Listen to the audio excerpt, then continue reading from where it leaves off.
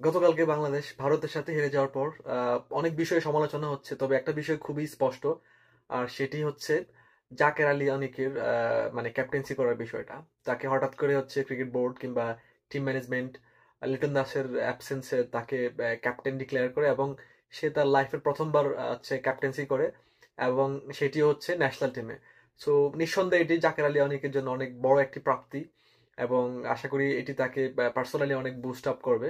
কিন্তু মোট কথা হচ্ছে অনেকে সমালোচনা করতেছেন যে কেন তাকে দেওয়া হলো, টিমে কি অন্য চয়েস ছিল না, অথবা তার কোনো প্রিভিয়াস এক্সপিরিয়েন্স নাই অ্যাজ এ ক্যাপ্টেন। এবং সাম্প্রতিক সময়ে তার ব্যাটেও কিন্তু রান নাই, বিশেষ করে এশিয়া কাপে সে এখনো পর্যন্ত মানে তেমন ভাবে তার নামের প্রতি সুবিচার করতে পারেনি।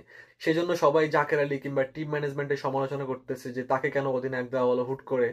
সো এই বিষয়টা অনেক কন্ট্রোভার্সিয়াল, এবং অনেকে হয়তো না জেনে কমেন্ট করতেছে অথবা সমালোচনা করতেছে, বাট অ্যাকচুয়ালি বিষয়টা কিন্তু এরকম না। মূল বিষয়টা হচ্ছে আপনাকে এটি অ্যাকসেপ্ট করতে হবে, Nurul Hasan Sohan on any given day far far better captain than Jaker Ali. Jaker Ali কিন্তু লাইফে কখনো ক্যাপ্টেন্সি করেনি, তো ওই জায়গা থেকে নুরুল হাসান সোহান এইজ লেভেলে ক্যাপ্টেন্সি করেছে, তার ন্যাশনাল টিমেও কিন্তু অনেকগুলো ম্যাচে সে ক্যাপ্টেন্সি করেছে। সাম্প্রতিক সময়ে সে হচ্ছে রংপুর রাইডার্স এর ক্যাপ্টেন্সি করতেছে, তার কয়েকটা টাইটেলও আছে, চ্যাম্পিয়নশিপের টাইটেল অ্যাজ এ ক্যাপ্টেন। এবং সে রিসেন্টলি কনক্লুডেড টপ এন্ড টি-20 সিরিজ অস্ট্রেলিয়াতে বাংলাদেশ এর ক্যাপ্টেন্সি করেছে।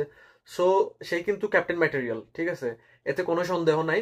মূল কথা হচ্ছে আমরা হয়তো ভুলে গেছি নুরুল হাসান সোহান কিন্তু দীর্ঘদিন দলের বাইরে ছিল, ন্যাশনাল টিমের বাইরে ছিল, এবং প্রায় অনেক দিন পর, এক্স্যাক্টলি বলতে পারবো না কতদিন, বাট অনেক লম্বা একটা সময় পরে সে ন্যাশনাল টিমে কামব্যাক করে। সো একটা প্লেয়ার যখন দীর্ঘদিন পরে ন্যাশনাল টিমে কামব্যাক করে, তার জন্য প্রথম কাজ হচ্ছে ন্যাশনাল টিমের যেই অ্যাটমসফিয়ার সেটিতে আবারও নিজেকে অ্যাডজাস্ট করা। কারণ এই সময় ধরে অনেক নতুন প্লেয়ার আসছে, অনেক প্লেয়ার রিটায়ার করছে, অনেক কিছু চেঞ্জ হয়েছে, তাই না? অনেক কোচ আসছে, অনেক মানে টিম ম্যানেজমেন্টের অনেক স্টাফ পরিবর্তন হয়েছে। সোহান কিন্তু কামব্যাক করার পরে এ পর্যন্ত একটা কিংবা দুইটা ম্যাচ খেলছে, অনেক বেশি ম্যাচও খেলেনি।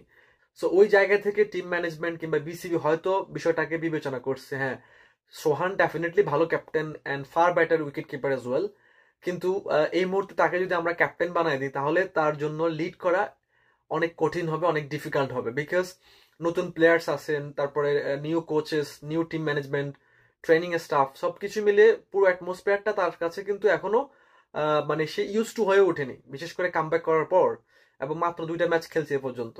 সো ওই বিবেচনা করে আসলে আপনি চিন্তা করেন, একটা মানুষ যখন দীর্ঘদিন একটা পরিবেশে না থাকে, সে হঠাৎ করে আবার ওই পরিবেশে আসে, সে যদি সে ওই পরিবেশে সবাইকে কর্তৃত্ব করে, তাদের উপর কমান্ড করে, তাহলে বিষয়টা অনেক ক্ষেত্রে অনেকেই পার্সোনালি নিয়ে নেয়, কিংবা একটু টাফ হয়ে যায়, ইগোতে লাগে অনেকের।